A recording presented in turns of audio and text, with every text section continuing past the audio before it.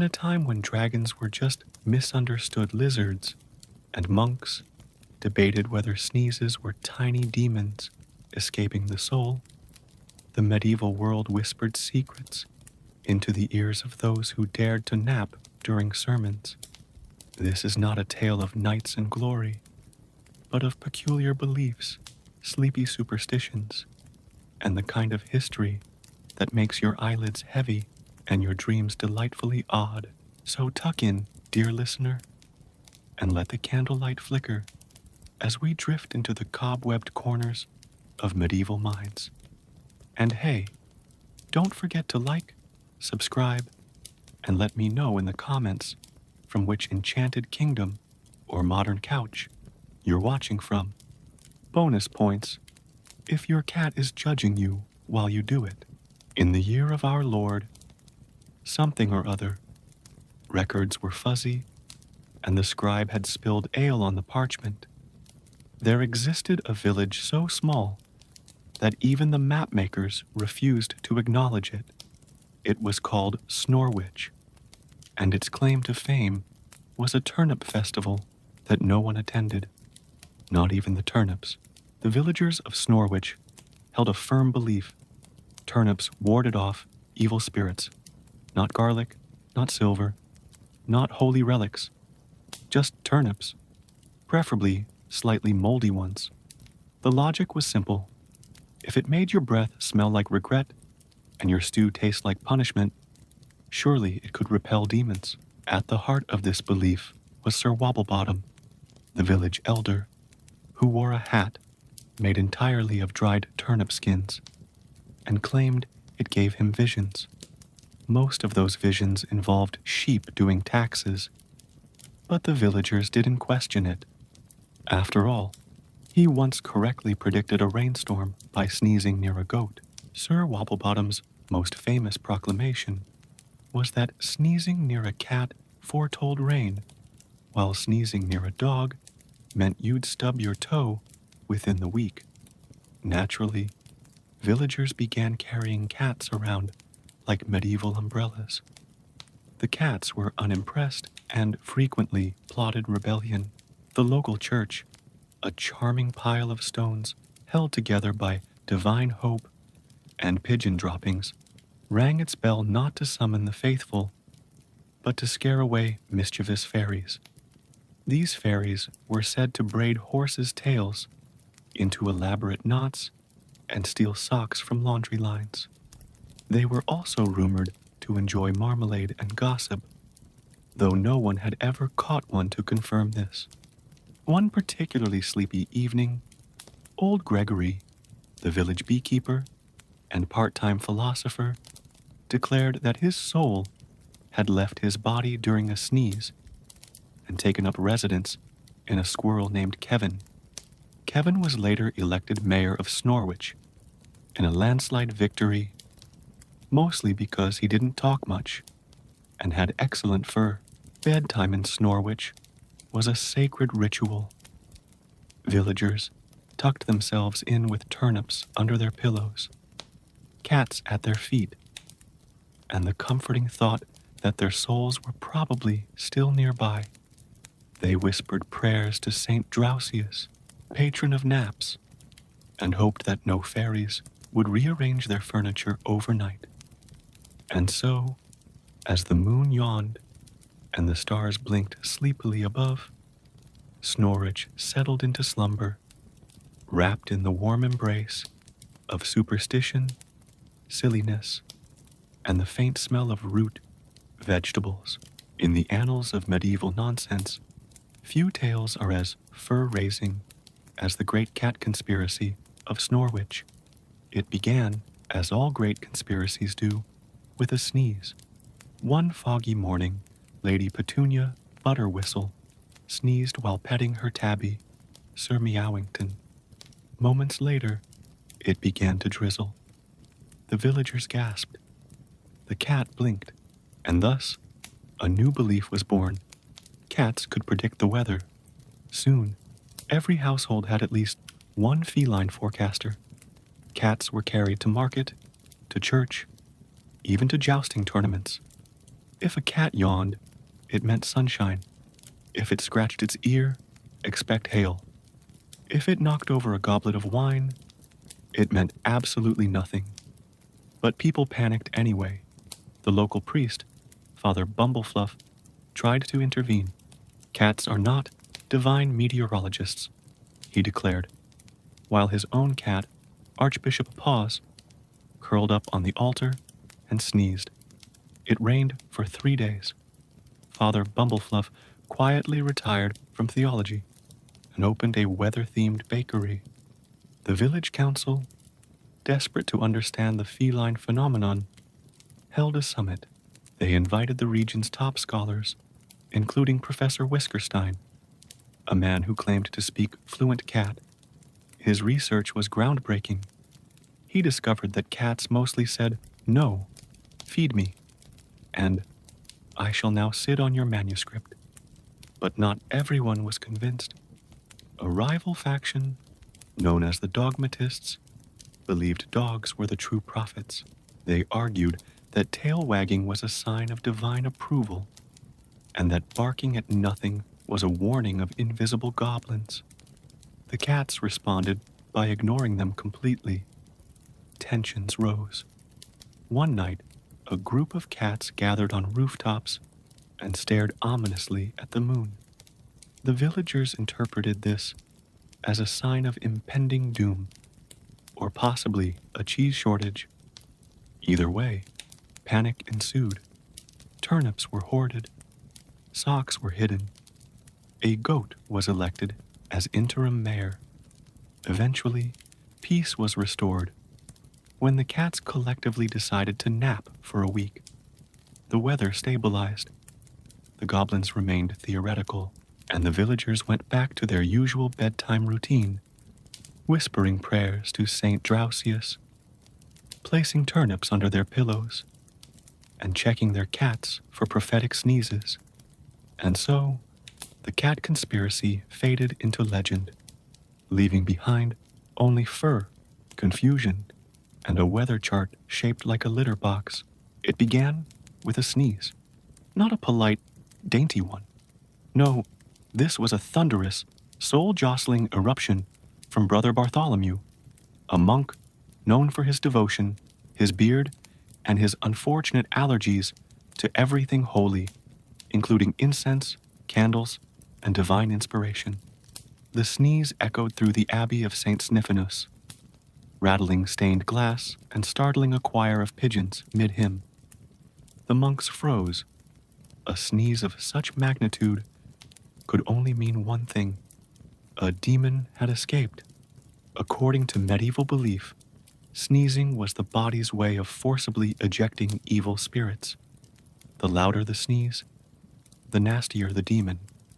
Brother Bartholomew's sneeze was classified as a Class 4 possession purge, just below spontaneous combustion and slightly above hiccup exorcisms.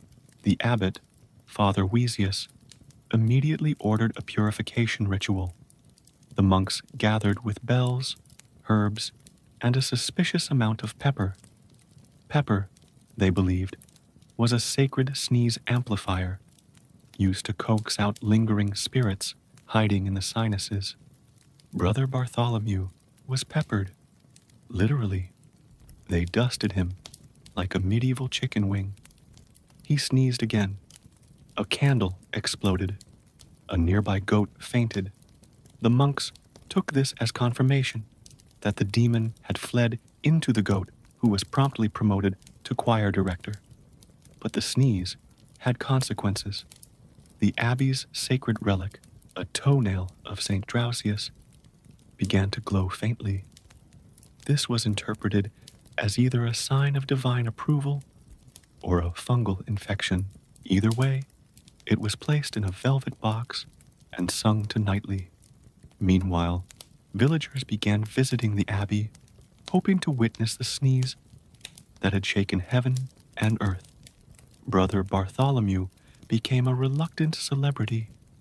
He was asked to sneeze at weddings, funerals, and one particularly awkward cheese-tasting event. To protect him from over-sneezing, The monks crafted a holy handkerchief, embroidered with tiny angels holding tissues. It was said to absorb sin, mucus, and mild gossip. Brother Bartholomew wore it proudly, though it did little to stop the sneezing. It did, however, make him look like a very pious pirate. Eventually, the abbey returned to its usual rhythm of chanting, gardening, and avoiding eye contact with the goat. But the legend of the sneeze lived on, whispered in bedtime tales and scribbled in the margins of hymnals. And so, as the stars twinkled like sleepy eyes, and the moon tucked itself behind a cloud, the abbey of St. Sniffinus snored gently, dreaming of pepper, purity, and the sneeze that made history. In medieval times, the moon wasn't just a glowing orb in the sky. It was a moody celestial diva with a flair for drama and a tendency to meddle in human affairs. The villagers of Snorwich believed the moon had feelings, and not just poetic ones, actual, chartable emotions. When the moon was full, it was said to be in a good mood, generous, glowing, and prone to granting wishes, especially if you whispered them into a turnip. But when it waned, oh dear, it was sulky, sarcastic, and responsible for everything from stubbed toes to romantic misunderstandings. Local astrologer Madame Lunabelle, who wore a hat shaped like a crescent moon and spoke exclusively in rhymes, kept a detailed diary of the moon's moods. Sample entry: moon is cranky, clouds are thick, avoid all goats and don't eat brick. Her predictions were taken very seriously.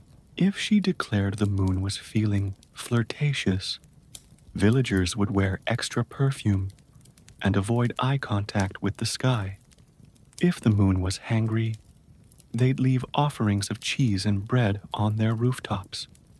The pigeons were thrilled. One particularly confusing month, the moon was said to be existential. It hovered in the sky, blinking slowly, while villagers questioned their life choices and whether turnips truly loved them back. A philosophical goat named Bertrand began giving lectures. Attendance was mandatory and mildly baffling. Romance, too, was ruled by lunar moods. Couples scheduled weddings during affectionate phases and postponed them during passive-aggressive ones. One couple, Elspeth and Nigel, waited 7 years for the moon to feel emotionally available.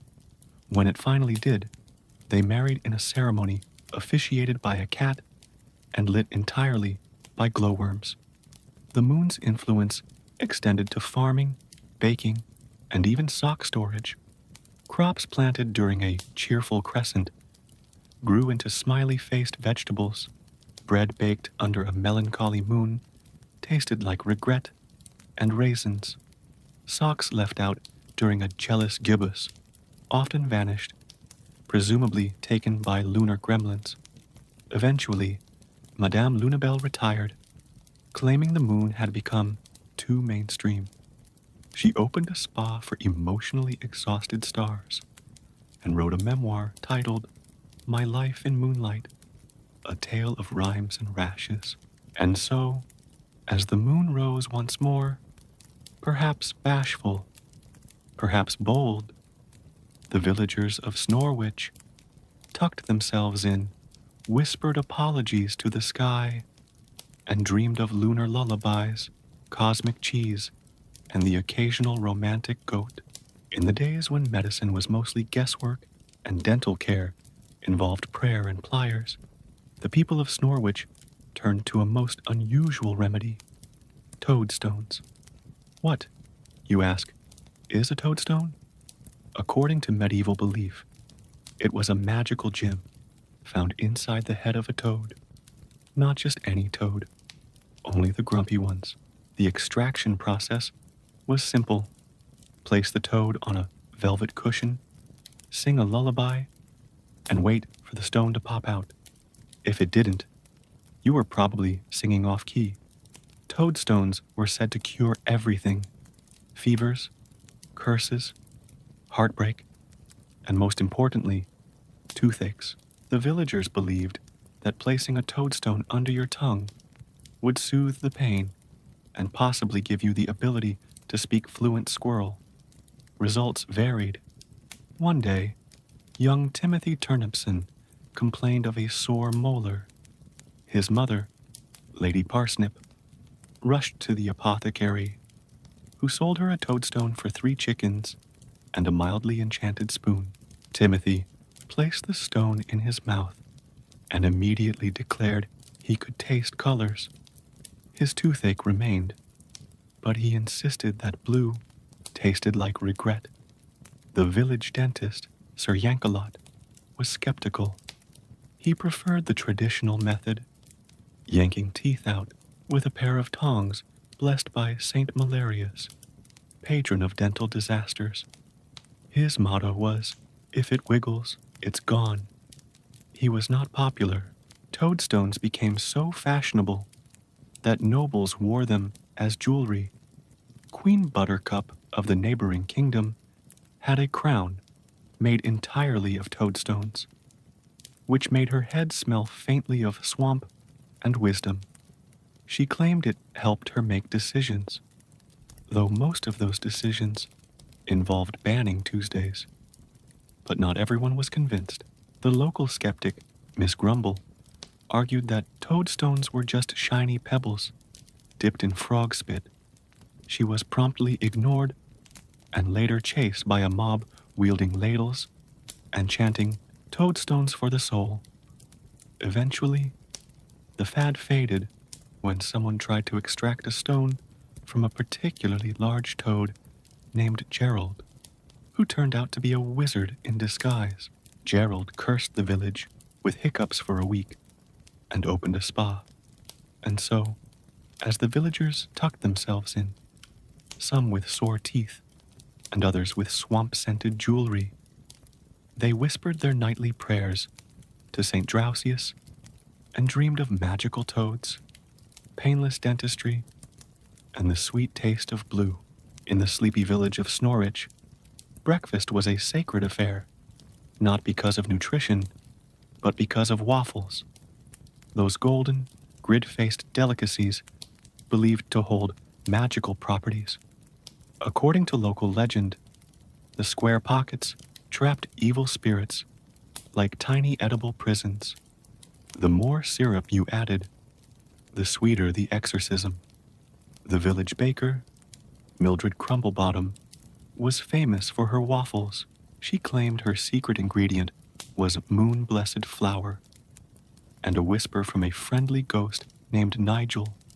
Her waffles were so good, people swore they could hear angels humming when they took a bite. One man claimed he saw his taxes vanish mid-chew, but not everyone was a fan. The local witch-hunting committee, consisting of 3 elderly men, a suspicious goat, and a very judgmental duck, began to suspect Mildred of culinary sorcery. Their evidence? Her waffles were too fluffy, clearly unnatural. They launched an investigation. Mildred was summoned to the town square, where she was asked to explain her waffle technique under oath and mild drizzle. She demonstrated her batter whisking method, which involved chanting "flip and fluff" while wearing a hat shaped like a spatula. The crowd gasped. The duck fainted. The committee declared her waffles suspiciously delicious and accused her of waffle witchcraft. Mildred defended herself valiantly, citing ancient texts like the Griddle Codex and ye old breakfast scrolls. She even summoned Nigel the Ghost, who appeared briefly to critique the committee's fashion choices and vanish in a puff of cinnamon. To prove her innocence, Mildred offered free waffles to the entire village. The committee reluctantly accepted. After 3 bites, They declared her probably not a witch, and definitely a breakfast genius. The duck apologized with a bow. The goat ate a napkin. From that day forward, waffles were considered holy food, second only to turnips, and third only to cheese shaped like saints. Mildred was knighted as Dame Crumblebottom, defender of the griddle, and given a ceremonial spatula encrusted with toadstones. And so, as the sun rose over Snorwich, casting a golden glow on syrup-stained smiles, the villagers tucked themselves in for a post-waffle nap. They whispered thanks to St. Drowsius, patron of naps and brunch, and dreamed of fluffy batter, ghostly garnishes, and the sweet taste of magical mornings. Sir Percival von Shimmerpants was a knight of great valor, questionable hygiene, and armor so polished it could blind a goose at 20 paces. His gleaming suit was the envy of every jouster in the realm, and the bane of every candle-lit banquet. But beneath the shine lay a secret. Sir Percival was terrified of mirrors. It all began when, as a young squire, he gazed into a mirror and saw not his reflection, but a very judgmental pigeon. The pigeon winked. Percival screamed. From that day forward, he believed mirrors were portals to alternate realities, where birds ruled and knights wore tunics made of lettuce. The villagers of Snorwich, ever supportive of irrational fears, rallied behind him. They banned mirrors from public spaces, replaced reflective surfaces with tapestries of confused goats, and declared shiny things with opinions a public nuisance. Sir Percival's armor, however, remained a problem. It was so reflective that he once accidentally challenged his own reflection to a duel. The fight lasted 3 hours and ended in a draw, mostly because he kept apologizing to himself. To cope, he hired a squire named Blinky, whose sole job was to walk ahead holding a large potato sack to block any accidental reflections. Blinky was paid in turnips and compliments, and occasionally asked, "Why are we doing this again?" To which Percival would reply, "The pigeon knows." One day, a traveling merchant arrived with a magic mirror, said to reveal your true destiny. Percival panicked. He hid in a barrel for 2 days and emerged only after the mirror was sold to a goat named Kevin. Yes, the same Kevin who once served as mayor. Kevin gazed into the mirror and saw a field of grass. He was thrilled. Despite his fear, Sir Percival remained a beloved figure. He rescued damsels, slayed mildly aggressive squirrels, and once jousted a scarecrow by accident. His legend grew, and songs were sung about the knight who feared his own sparkle. Eventually, he retired to a cottage made entirely of velvet and moss, where no reflections dared linger. He spent his days writing poetry about clouds, and his nights whispering apologies to any mirrors he may have offended. And so, as the stars twinkled like bashful diamonds, and the moon admired itself in a puddle, Sir Percival slept soundly, wrapped in dreams of pigeon-free realms, non-reflective armor, and the comforting absence of shiny judgment.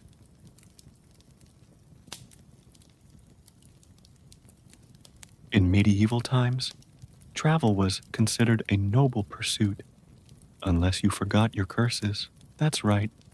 In Snorwich, no pilgrim dared leave home without a pocket full of tiny scrolls inscribed with mild hexes, protective charms, and one recipe for turnip stew that doubled as a banishment spell. These scrolls were lovingly crafted by Griselda the Grumpy, the village's resident curse artisan. She worked out of a shed that smelled like burnt toast and regret, and her motto was, "If you're going to walk 300 miles, you might as well hex someone along the way." Pilgrims believed that curses kept bandits, blisters, and bad weather at bay. Popular scrolls included, "May your enemies trip over their own egos. May your soup always be lukewarm. May your goat develop a superiority complex." One pilgrim, Sir Clumble of Crankshire, carried so many scrolls he jingled when he walked. He claimed each one was essential. "This one protects me from sneezing monks. This one wards off romantic pigeons. And this one, it's just a limerick about cheese." But curses weren't just for defense. They were also used for revenge. One scroll, accidentally dropped in a chicken coop, cursed a hen named Henrietta with eternal sass. Henrietta began clucking an iambic pentameter and refused to lay eggs unless serenaded. She later published a memoir titled Feathers and Fury, My Life as a Cursed Chicken.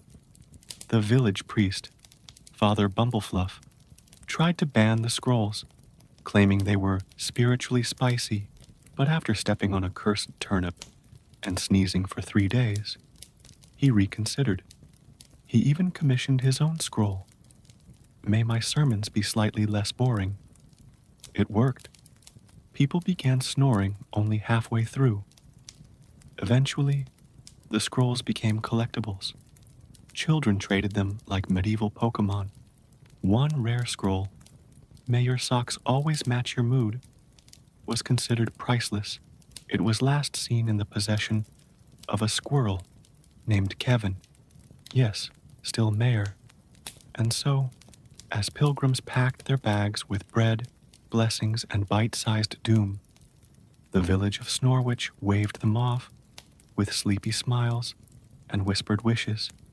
They tucked themselves in, scrolls under their pillows, and dreamed of winding roads, magical chickens, and the comforting rustle of curses in the wind.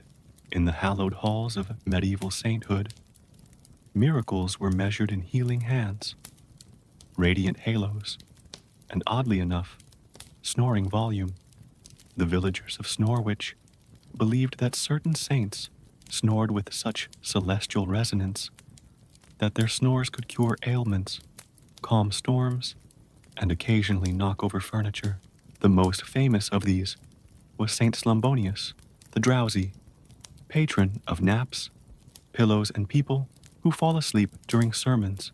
Legend says he once snored so loudly during a midnight prayer that a nearby volcano reconsidered its eruption. The volcano later sent a thank you note and a fruit basket. Saint Slumbonius' relic, a feather from his sacred pillow, was kept in a velvet-lined box and only brought out during nap emergencies. One time, when the village baker suffered from insomnia after eating cursed waffles, see Chapter 6, the relic was placed under her bed. She slept for 3 days and woke up fluent in squirrel. The Abbey of St. Sniffinus, still recovering from Chapter 3's sneeze incident, held an annual snore festival in honor of sleepy saints. Monks competed in categories like most rhythmic snore, best sleep-talking sermon, and loudest divine doze. Brother Bartholomew, still sneezing occasionally, won best accidental nap in a confessional. Villagers believed that if you heard a saint snoring in your dreams, it meant you were blessed, or mildly haunted. Children were taught lullabies that included lines like, "Snore, snore, Saint Slumbonius, bless my dreams and make them harmonious." One particularly devout man, Sir Napwell of Yonshire, built a shrine entirely out of mattresses. Pilgrims came from far and wide to lie down and listen for holy snores. Some claimed to hear angelic wheezing. Others just heard Kevin the goat chewing loudly nearby. The church eventually canonized several other sleepy saints, including Saint Dozella the Drowsy, who once healed a headache by napping near it, Saint Ionicus, who could sleep through thunderstorms and tax audits, and Saint Pillow Fred, who invented the medieval pillow and accidentally started a nap cult. And so, as the bells chimed gently and the stars blinked like tired eyes, the villagers of Snorwich tucked themselves in with reverence. They whispered prayers to Saint Drowsius and Saint Slumbonius, hoping for dreams filled with miracles, muffled snores, and the soft embrace of holy slumber. In the year of the slightly confused squirrel, the village of Snorwich faced a crisis. Goblins weren't paying taxes. This was problematic, not because goblins were real. They weren't, probably, but because the village accountant, Sir Ledger Quiltbottom, had accidentally listed them as freelance mischief consultants on the annual scroll of taxable beings. The scroll, known as the Book of Burdens, included everything from bakers to bees. Bees were taxed in honey. Bakers were taxed in crumbs. Goblins, however, were listed as owing 3 turnips and a mildly enchanted spoon per quarter. No one had ever seen a goblin pay, or exist. Sir Ledger, a man of numbers and nervous twitches, insisted the goblins were evading taxes. "They're invisible. That's why we never catch them," he cried, while waving a quill like a sword. The village council, consisting of 2 sleepy elders and a goat named Kevin, still mayor, agreed to investigate. A goblin audit task force was formed. It included Miss Parsnip, a skeptical librarian with a magnifying glass and a grudge, Brother Bartholomew, who sneezed whenever lies were told, Henrietta the chicken, cursed with sass and excellent deduction skills. They searched the village for signs of goblin income, glitter trails, misplaced socks, and suspicious giggles. They found none. Henrietta clucked in Morse code.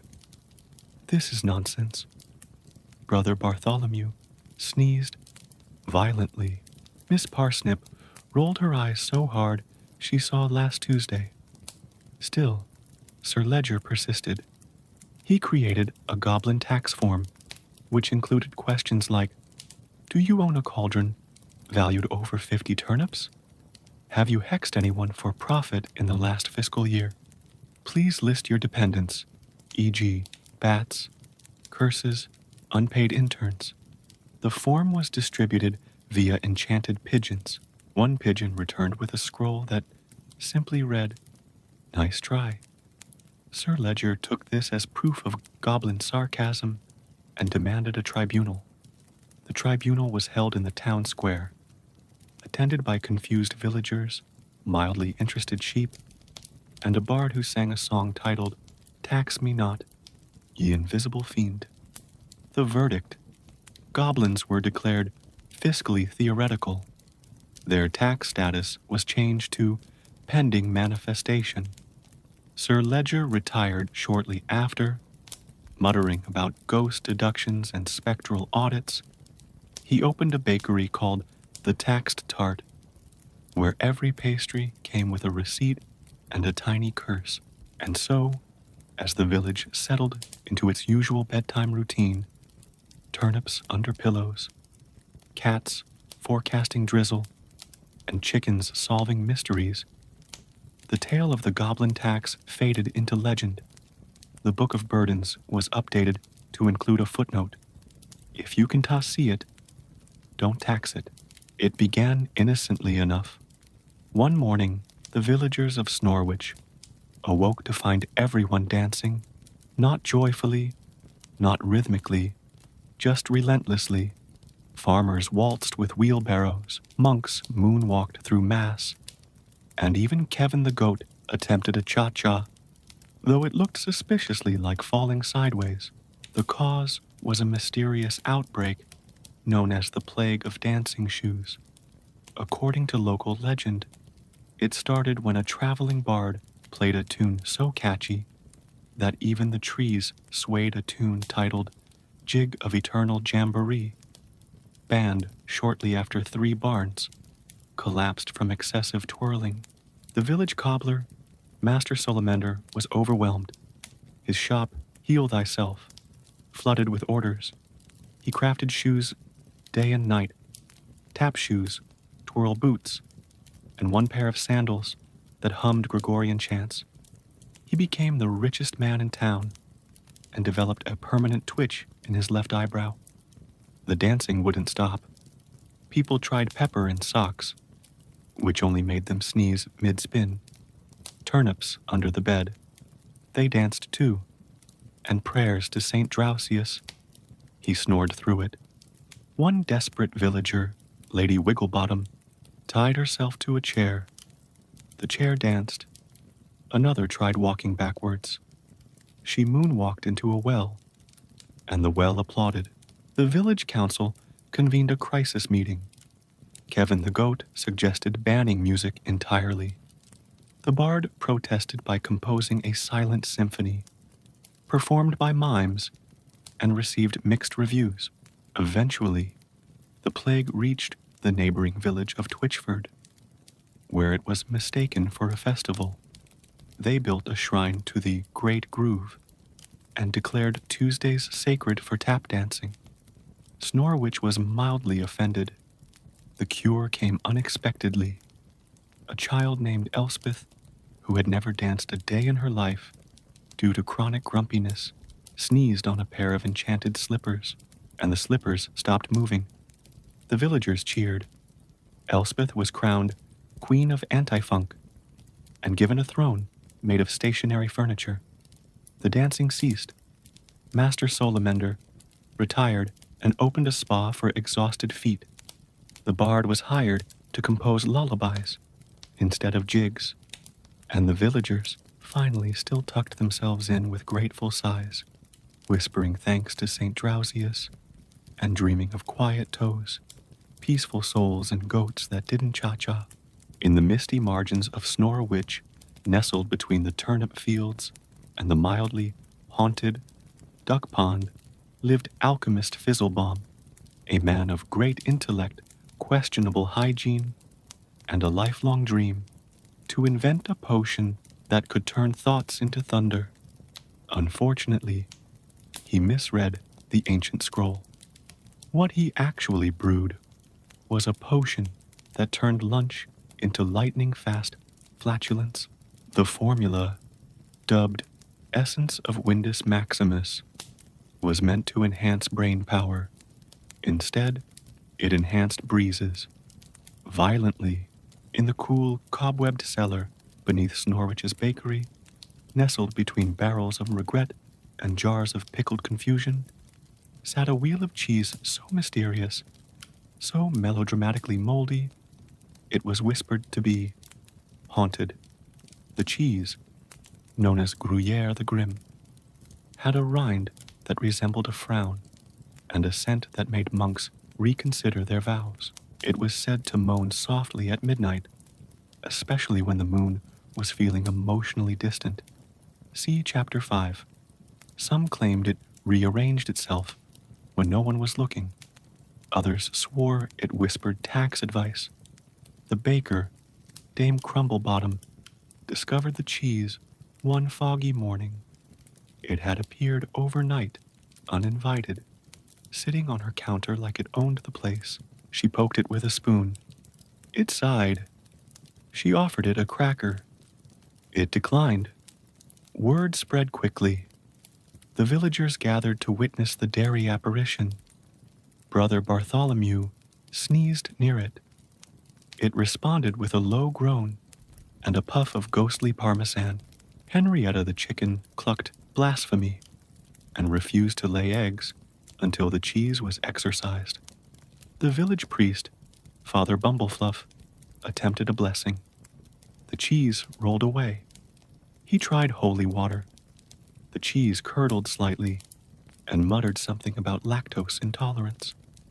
Finally, he read aloud from the Book of Blessed Bites, a sacred cookbook.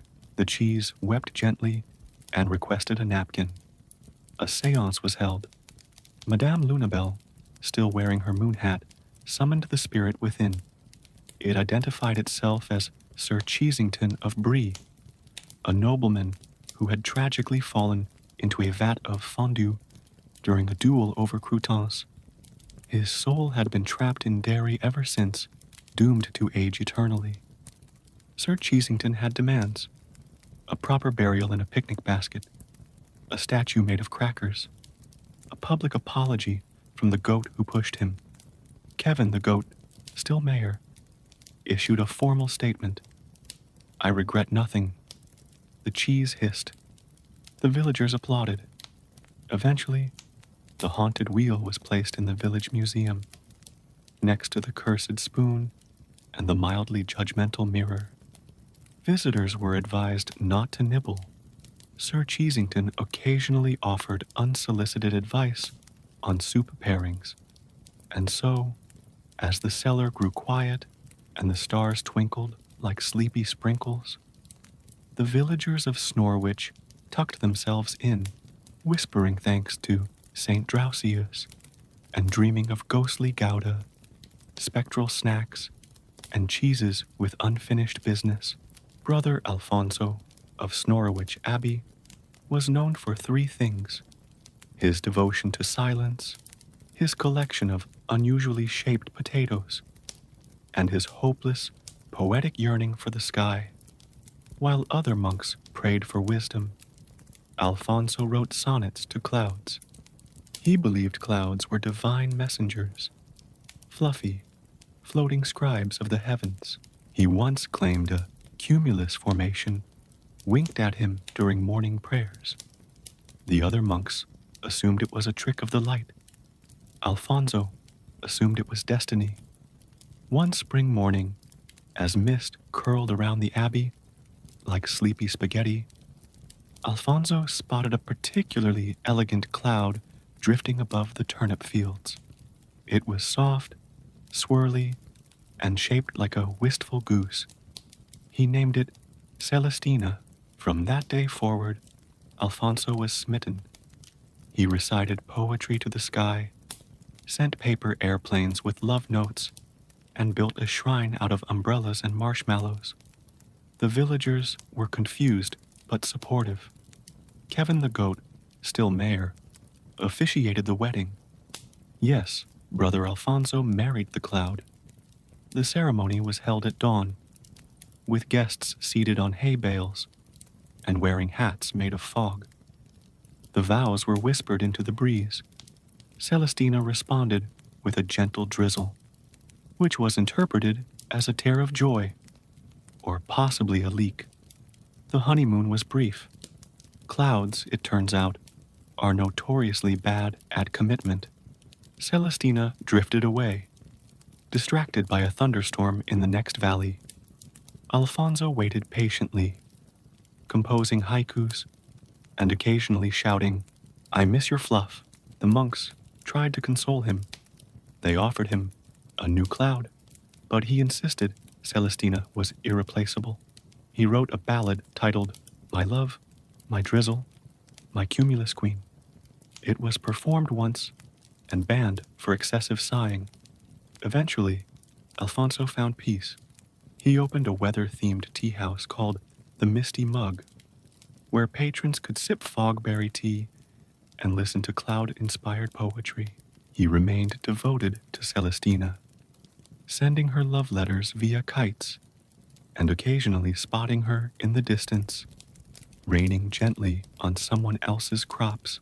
And so, as the stars blinked like bashful raindrops and the moon wrapped itself in a shawl of mist, the villagers of Snorwich tucked themselves in, whispering thanks to St. Drausius and dreaming of sky-bound love, poetic puddles, and monks who dared to marry the weather.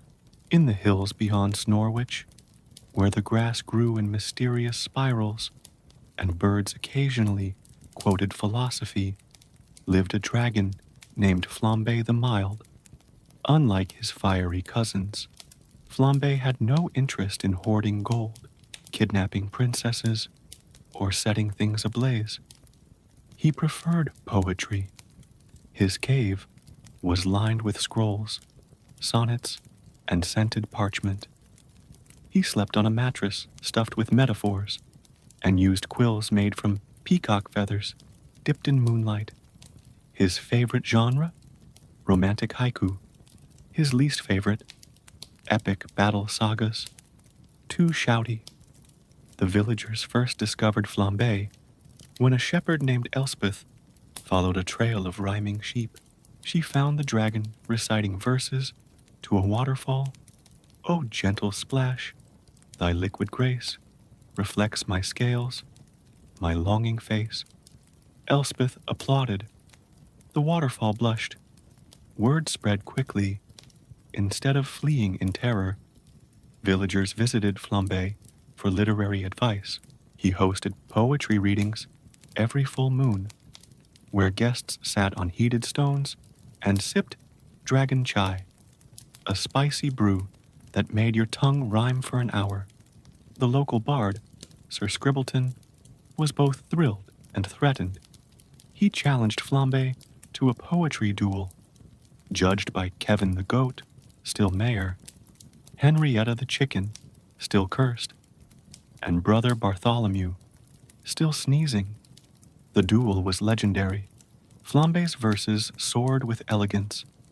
My heart, a flame, yet soft and shy. I burn for love, not apple pie. Sir Scribbleton countered with, "A dragon's breath may warm the night, but I prefer my socks quite tight." Kevin the goat chewed thoughtfully. Henrietta clucked in iambic pentameter. Brother Bartholomew sneezed so hard he erased a stanza. The winner? Flambe, by a whisker and a metaphor. From that day on, Flambe became Snorwich's poet laureate of scales and stanzas. He wrote lullabies for babies, love poems for turnips, and one controversial ode to cheese, which made the haunted wheel from chapter 13 weep with joy.